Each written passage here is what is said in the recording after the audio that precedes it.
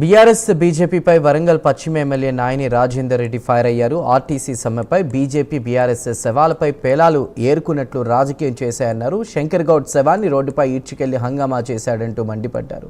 శవాలు దేవుళ్లు అడ్డుపెట్టుకుని రాజకీయం చేయడం తప్ప బండి సంజయ్ చేసిందేం లేదన్నారు.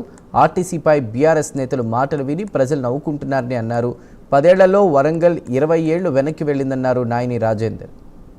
కేంద్ర మంత్రి అయి ఉండి బీజేపీ బండి సంజయ్ గారు శవముని కూడా తీసుకువెళ్ళి పట్టుకొని రోడ్ల మీద ఉరికే విధంగా వ్యవహరించిన తీరు, ఒక కేంద్ర మంత్రివై నువ్వు వ్యవహరించిన తీరు నవ్వుకుంటున్నారు ప్రజలే కానీ, నియోజకవర్గ ప్రజలే కానీ, అక్కడున్న కుటుంబ సభ్యులే కానీ. నువ్వు వ్యవహరించిన తీరు, పోనీ నువ్వు అంత దూరంకి వెళ్ళొచ్చినావు, ఇది చేసినావు, అది చేసినావు అని చెప్పినావు తప్ప ఒక్క రూపాయి ఇచ్చిపోయినావా?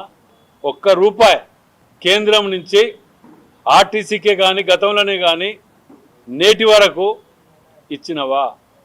అంత అట్టాసం చేసుకొని వచ్చి శివరాజకీయాలు చేయటానికి, ఏదో దాని మీద పేలాలు ఎరగ తినడానికి, ఏదో సింపతి పొందటానికని వచ్చి నువ్వు చేసిన హంగామా అంతా ఇంత కాదు. ఇంకా ప్రభుత్వ హత్య అని మాట్లాడుతున్నవే.